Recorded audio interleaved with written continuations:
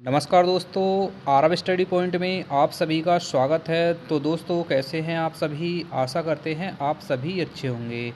तो दोस्तों आज है 5 जनवरी और दिल्ली पुलिस एग्ज़ाम की सभी पालियों में आज होने वाले जितने भी संभावित प्रश्न हैं उन सभी क्वेश्चनों को इस वीडियो के माध्यम से हम आपके सामने लेकर आए हैं। दोस्तों सभी के सभी क्वेश्चन आपके अभी तक जितने भी शिफ्टों में क्वेश्चन कराए गए हैं उन्हीं के आधार पर लिए गए हैं। तो जिन स्टूडेंट का भी दिल्ली पुलिस का एग्ज़ाम नहीं हुआ है वीडियो को अंत तक ज़रूर देखिए। लगभग बहुत से क्वेश्चन आपके इस वीडियो में देखने को मिल जाएंगे या इसी वीडियो के आधार पर क्वेश्चन आपकी परीक्षा में देखने को मिल सकेंगे। तो दोस्तों अगर आप चैनल पर पहली बार आए हैं तो चैनल को ज़रूर सब्सक्राइब कर लीजिए, क्योंकि इस चैनल पर डेली आपके लिए दिल्ली पुलिस से संबंधित एग्ज़ामों के क्वेश्चन कराए जाएंगे। ठीक है दोस्तों, तो देखिए चलते हैं अपने प्रश्नों की तरफ। पहला क्वेश्चन क्या है कि भारतीय संविधान के किस अनुच्छेद में राष्ट्रपति द्वारा आपातकाल की घोषणा का प्रावधान है? तो आंसर क्या हो जाएगा? अनुच्छेद 352। नेक्स्ट क्वेश्चन देखिए, नीति आयोग का गठन किस वर्ष को किया गया था और जिसने योजना आयोग का स्थान लिया था? तो आंसर क्या हो जाएगा? ऑप्शन सी 2015 में। नीति आयोग का जो गठन हुआ था ये हुआ था 2015 में 1 जनवरी को, और इसके अध्यक्ष होते हैं पीएम यानी कि प्रधानमंत्री।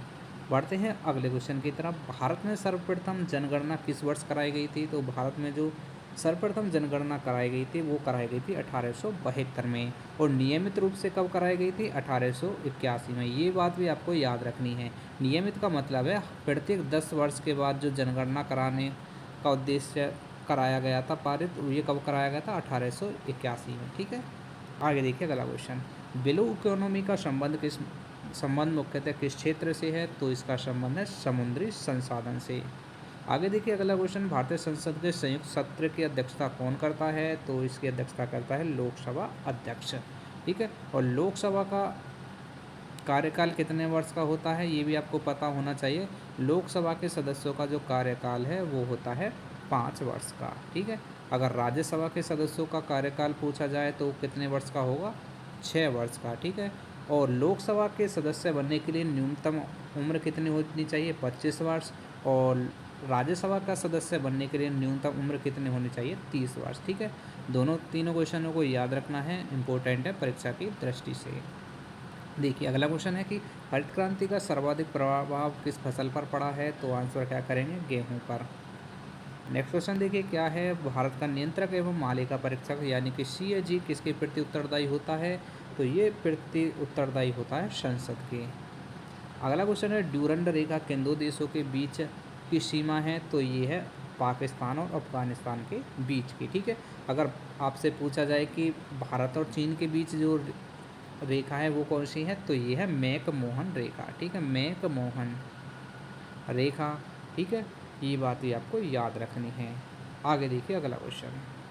भारतीय संविधान में मौलिक कर्तव्यों की संख्या कितनी है? तो मौलिक कर्तव्यों की संख्या है 11। आगे देखिए अगला क्वेश्चन है कि लौह पुरुष की उपाधि किसे दी गई थी? तो लौह पुरुष की उपाधि दी गई थी सरदार वल्लभ भाई पटेल को। नेक्स्ट क्वेश्चन देखिए, पृथ्वी के वायुमंडल में सर्वाधिक पाई जाने वाली गैस कौन सी है? तो पृथ्वी के वायुमंडल में सर्वाधिक पाई जाने वाली गैस है नाइट्रोजन। और कितने प्रतिशत ये पाई जाती है? तो ये बात भी आपको याद रखनी है, लगभग 78% पाई जाती है। 21% पाई जाती है ऑक्सीजन, और कार्बन डाइऑक्साइड पाई जाती है 0.003%, और इसके बाद अन्य सभी गैसों का मिश्रण पाया जाता है वायुमंडल में। ठीक है, तो देखिए अगला क्वेश्चन क्या है, भारत का पहला उपग्रह कौन सा था? तो ये था आर्यभट्ट। ठीक है, और ये कब प्रक्षेपित किया गया था? 1974 में। ठीक है, ये दिल्ली पुलिस का जो आपका इसमें डीएसएसबी के जो जितने भी ये आपके एग्ज़ाम हुए थे स्टेनोग्राफर एलडीसी के, ये क्वेश्चन कई बार शिफ्टों में पूछा गया था। देखिए अगला क्वेश्चन है कि क्विक इंडिया मूवमेंट का आह्वान किस वर्ष हुआ था? तो ये हुआ था 1942 में। ठीक है, आगे देखिए अगला क्वेश्चन। भारत में श्वेत क्रांति का संबंध किससे है? तो श्वेत क्रांति का संबंध है दुग्ध उत्पादन से, और ऑपरेशन फ्लड के नाम से ही इसे जाना जाता है, श्वेत क्रांति को। ठीक है, आगे देख लेते हैं अगला क्वेश्चन। विश्व का सबसे बड़ा महासागर कौन सा है? तो विश्व का सबसे बड़ा महासागर है प्रशांत महासागर। नेक्स्ट क्वेश्चन देखिए क्या है, भारतीय रिजर्व बैंक की स्थापना कब की गई थी? तो भारतीय रिजर्व बैंक की स्थापना की गई थी 1935 में। एग्जैक्ट डेट की बात करें तो 1 अप्रैल 1935। ठीक है, मुख्यालय कहाँ पर है इसका? मुंबई में। ठीक है, राष्ट्रीयकरण कब हुआ था? 1949 में। और इसी के साथ साथ टोटल 14 बैंकों का राष्ट्रीयकरण हुआ था 1949 में। ये बात भी आपको याद रखनी है। आगे देखिए अगला क्वेश्चन है, पंचायती राज व्यवस्था को संवैधानिक दर्जा किस वर्ष दिया गया था? तो 1976 में दिया गया था। और कौन सा संविधान था ये? 73वां संविधान संशोधन। ठीक है, वर्ष मैंने आपको बता दिया है 1976 के द्वारा। ठीक है, आगे देखिए अगला क्वेश्चन है, भारत का सबसे लंबा राष्ट्रीय राजमार्ग कौन सा है? तो ये है NH-44। आगे क्वेश्चन देखिए, लोक सेवा समिति का अध्यक्ष सामान्यतः कौन होता है? तो ये होता है विपक्ष का सदस्य है। ठीक है, नेक्स्ट क्वेश्चन देखिए, क्वेश्चन नंबर 20 है कि ओजोन परत मुख्यतः किस परत में पाई जाती है? तो ये पाई जाती है समताप मंडल में। ठीक है, और क्षोभ मंडल में क्या होता है? आंधी तूफान ये जैसी घटनाएं आती हैं, ये सभी आपके क्षोभ मंडल में पाई जाती हैं। और ठीक है, अब बढ़ते हैं अगले क्वेश्चन की तरफ। भारत का सबसे ऊंचा बांध कौन सा है? तो सबसे ऊंचा बांध कौन सा हो जाएगा? टिहरी बांध। नेक्स्ट क्वेश्चन की तरफ बढ़ते हैं, मृदा अपरदन का मुख्य कारण क्या है? तो मृदा अपरदन का मुख्य कारण है वनों की कटाई। ऑप्शन ए हो जाएगा इस क्वेश्चन का राइट आंसर। देखिए अगला क्वेश्चन क्या है, ये क्वेश्चन मैंने अभी थोड़ी देर पहले आपको बताया था कि जब नीति आयोग की स्थापना हुई थी तो इसके अध्यक्ष कौन थे? तो यही क्वेश्चन आपका इसमें आ गया है कि भारत में योजना आयोग का अध्यक्ष कौन होता है? तो आंसर क्या हो जाएगा? प्रधानमंत्री। देखिए वर्तमान में योजना आयोग का स्थान किसने ले लिया है? नीति आयोग ने। ठीक है, अभी थोड़ी देर पहले मैंने आपको बताया था। और कब लिया था ये स्थान? 1 जनवरी 2015 को। आगे देखिए अगला क्वेश्चन, न्यायिक पुनर्विलोकन का अधिकार किसे प्राप्त है? तो आंसर क्या हो जाएगा? ऑप्शन सी, सर्वोच्च न्यायालय को। क्वेश्चन नंबर 25 देखिए, विश्व का सबसे बड़ा लोकतंत्र कौन सा है? तो आंसर क्या हो जाएगा? भारत। विश्व का सबसे बड़ा लोकतंत्र भारत है, क्योंकि भारत में सबसे अधिक मतदाताओं की संख्या है। भारत छोड़ो आंदोलन का नारा किसने दिया था? तो भारत छोड़ो आंदोलन का नारा दिया था गांधी जी ने। और कब दिया था? 1942 में। ये भी आपको याद रखना है वर्ष।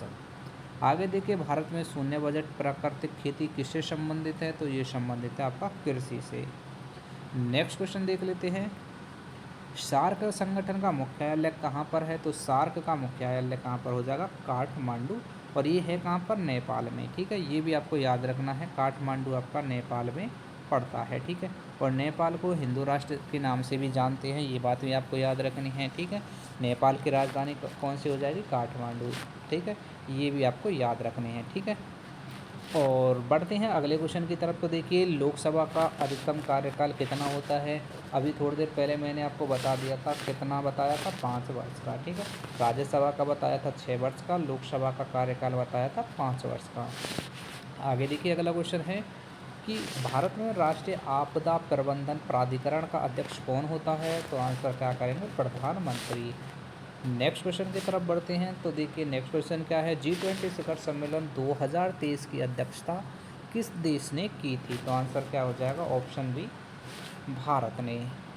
बढ़िए अगले क्वेश्चन की तरफ, भारत का पहला सेमीकंडक्टर मिशन किस मंत्रालय से संबंधित है? तो ये संबंधित है इलेक्ट्रॉनिक्स मंत्रालय से। आगे देखिए अगला क्वेश्चन है, चंद्रयान 3 का मुख्य उद्देश्य क्या था? तो आंसर था सॉफ्ट लैंडिंग। क्वेश्चन नंबर 34 देखिए क्या है, भारत में एक राष्ट्र एक चुनाव समिति के अध्यक्ष कौन है? तो ये हैं रामनाथ कोविंद, आपके पूर्व राष्ट्रपति हैं ये। वाइब्रेट विलेज प्रोग्राम किससे संबंधित है? तो इसका संबंध है सीमा क्षेत्र विकास से। आगे देखिए अगला क्वेश्चन है, 2024 ओलंपिक खेलों का आयोजन कहाँ हुआ था? तो ये हुआ था पेरिस, लंदन में। ठीक है, सॉरी, ये हुआ था आपका कहाँ पर?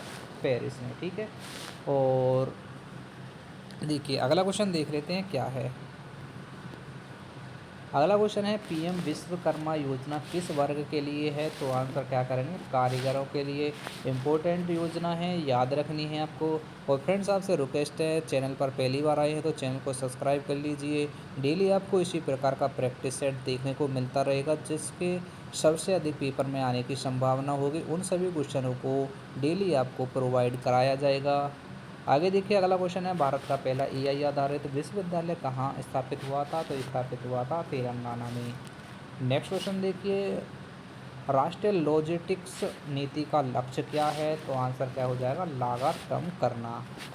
क्वेश्चन नंबर 40 देख लेते हैं। ग्रीन हाइड्रोजन मिशन का उद्देश्य क्या है? तो आंसर क्या हो जाएगा? स्वच्छ ऊर्जा। ये आपके क्वेश्चन का राइट आंसर हो जाएगा। देखिए, दिल्ली पुलिस में आपका कंप्यूटर बहुत ही महत्वपूर्ण है। बिना कंप्यूटर के तो आप कुछ कर ही नहीं सकते हैं, ठीक है। तो जितने भी कंप्यूटर के मैं क्वेश्चन आपको करा रहा हूँ, सभी को ध्यानपूर्वक देखना है। इसी के आधार पर आपके हर शिफ्ट में क्वेश्चन पूछे जा रहे हैं, ठीक है। देखिए, अगला क्वेश्चन है कि कंप्यूटर का मस्तिष्क किसे कहा जाता है? तो आंसर क्या हो जाएगा? ऑप्शन बी, सीपीयू को। और हो भी सकता है कि शिफ्ट में आपको इसकी फुल फॉर्म पूछने को मिल जाए, तो फुल फॉर्म होती है सेंट्रल प्रोसेसिंग यूनिट, ठीक है। इसकी फुल फॉर्म होती है सेंट्रल प्रोसेसिंग यूनिट। अगर आपसे रैम की फुल फॉर्म पूछे तो क्या हो जाएगा? रैंडम एक्सेस मेमोरी, ठीक है, random access memory. Hard disk है। और ये आपका मॉनिटर क्या है? ये मॉनिटर आपकी डिस्प्ले होती है। अगर आपसे पूछे कि आपकी आउटपुट का उदाहरण कौन सा है, तो मॉनिटर आपका आउटपुट का उदाहरण हो जाएगा, ठीक है। डब्ल्यू का पूरा नाम क्या है? तो इसका पूरा नाम होता है वर्ल्ड वाइड वेब, ठीक है। आगे देखिए, अगला क्वेश्चन है। देखिए, मैं अभी आपको थोड़ी देर पहले इसी क्वेश्चन को बता रहा था कि इनपुट डिवाइस कौन सी है। तो देखिए, इनपुट डिवाइस आपकी कौन सी हो जाएगी? स्कैनर, ठीक है। स्कैनर आपके इनपुट डिवाइस हो जाएगी। देखिए, मॉनिटर मैंने अभी आपको बताया था कि ये आउटपुट डिवाइस है। जो डाटा को बाहर की तरफ भेजे उसे बोलते हैं आउटपुट, और जो डाटा को अंदर की तरफ ले उसे क्या बोलेंगे? इनपुट, ठीक है। देखिए, स्पीकर क्या होता है? स्पीकर से हम जब माउस को चलाते हुए जो आइकन सा जो नज़र आता है, उसी के द्वारा तो हम किसी फोल्डर को क्लिक करते हैं, तो ये आपका इनपुट के अंदर आ जाएगा, ठीक है। सॉरी, देखिए, स्पीकर स्पीकर नहीं, मैं थोड़ा कंफ्यूज हो गया इसमें। देखिए, स्पीकर तो आपका जिसमें साउंड आती है वो होता है, और साउंड हमको उसमें कंप्यूटर से बाहर की तरफ आती है, तो ये आपका आउटपुट होगा। मॉनिटर पर हम क्या करते हैं? जो भी कोई भी डाटा भेजते हैं उसमें कंप्यूटर में, तो वो बाहर की तरफ दिखता है, तो ये भी आपका आउटपुट हो गया। और प्रिंटर से हम जब हम प्रिंट निकालते हैं, तो वो कमांड भी हमारी क्या आती है? बाहर की तरफ आती है, इसलिए प्रिंटर भी आपका आउटपुट हो गया। लेकिन स्कैनर क्या होता है? देखा होगा, जब भी हम किसी का स्कैनर करते हैं तो वो पहले उसे क्या करते हैं? स्कैनर में लगाते हैं, तब जाकर उसका प्रिंट निकलता है, ठीक है। तो स्कैनर आपका हो जाएगा इनपुट, ठीक है। चारों विकल्पों को मैंने बता दिया है। आगे देखिए, कंप्यूटर में अस्थायी स्मृति कौन सी होती है? तो ये होती है रैम, और इसकी फुल फॉर्म मैंने अभी आपको बताई थी, रैंडम एक्सेस मेमोरी। और रोम की फुल फॉर्म होती है रीड ओनली मेमोरी, ठीक है। अगर देखिए, अगर आपसे इसमें एक ये जो पेन ड्राइव है, अगर आउटपुट इनपुट आपको छाँटने के लिए आ जाए, तो क्या करेंगे? ये पेन ड्राइव जो होता है, ये आपका क्या होता है? इनपुट भी है और आउटपुट भी है, ठीक है। ये बात आपको याद रखनी है। देखिए, एम एस वर्ड किस प्रकार का सॉफ्टवेयर है? तो एम एस वर्ड आपका एप्लीकेशन सॉफ्टवेयर होता है, ठीक है। तो सॉफ्टवेयर वो होते हैं जिसे हम टच नहीं कर सकते हैं, ठीक है। और हार्डवेयर वो होते हैं जिसे हम टच कर सकते हैं। जैसे कंप्यूटर में क्या होता है? माउस है, उसको हम टच कर सकते हैं, तो वो क्या हो जाएगा? हार्डवेयर। कंप्यूटर का सीपीयू हार्डवेयर हो जाएगा, एलसीडी हार्डवेयर हो जाएगी। मतलब जितने भी इसके पार्ट्स होते हैं सभी हार्डवेयर हो जाएंगे। और जिसके द्वारा हम कंप्यूटर को चलाते हैं, अंदर जितनी भी एप्लीकेशन होती हैं उनको बोलते हैं क्या? सॉफ्टवेयर, ठीक है। आगे देखिए, अगला क्वेश्चन।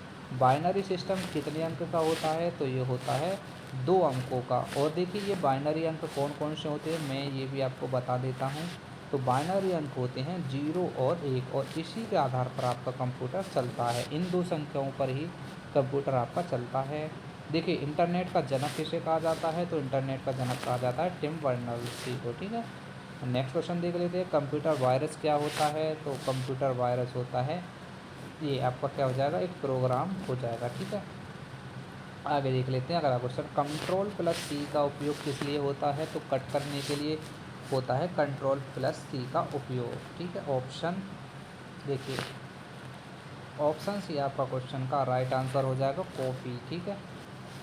नेक्स्ट क्वेश्चन देखिए, क्या है कि ईमेल भेजने के लिए किस प्रोटोकॉल का प्रयोग किया जाता है? तो आंसर क्या हो जाएगा? SMTP। नेक्स्ट क्वेश्चन है, कंप्यूटर की स्थायी स्मृति कौन सी होती है? तो स्थायी स्मृति होती है रोम। और अस्थायी कौन सी थी? अभी आपको बताया था, तो ये थी आपकी रैम, ठीक है, रैंडम एक्सेस मेमोरी। और स्थायी कौन सी है? ये आपकी रीड ओनली मेमोरी, ठीक है। नेक्स्ट क्वेश्चन देखिए, क्या है? ऑपरेटिंग सिस्टम का उदाहरण कौन सा है? तो ऑपरेटिंग सिस्टम का उदाहरण है विंडो।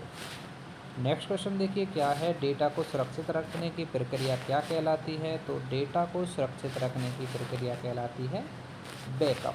ठीक है, आगे देख लेते हैं अगला क्वेश्चन है और ये आपकी वीडियो का अंतिम प्रश्न है। कंप्यूटर नेटवर्क का सबसे बड़ा नेटवर्क कौन सा है? तो ये होता है इंटरनेट। ठीक है, तो फ्रेंड्स ये थे आपके सभी संभावित प्रश्न जो आपके 5 जनवरी के रेलवे ग्रुप इसमें सॉरी ये दिल्ली पुलिस की परीक्षा में आपके आने की सबसे अधिक संभावना रखते हैं। चाहे आपका फर्स्ट हो शिफ्ट हो, सेकंड हो या थर्ड हो, सभी शिफ्टों के जितने भी संभावित क्वेश्चन आपके दिल्ली पुलिस के बनने वाले हैं इस वीडियो के माध्यम से हमने कवर करा दिए हैं। और शाम तक आपके जितने भी आपके फर्स्ट सेकंड और थर्ड शिफ्ट का एनालिसिस है, सभी शिफ्टों का एनालिसिस आपको इसी चैनल पर देखने को मिल जाएगा। तो आपसे रिक्वेस्ट है, अगर आप चैनल पर पहली बार आए हैं तो चैनल को सब्सक्राइब कर लीजिए। तो आप जब भी आपके शिफ्ट का एग्ज़ाम होगा तो उसके बाद आपको सब आपके शिफ्ट के एग्ज़ाम का रिव्यू देखने को मिल जाएगा। तो चलिए फ्रेंड्स, फिर मिलते हैं आज के फर्स्ट शिफ्ट के रिव्यू के साथ में। जब तक के लिए जय हिंद, जय भारत।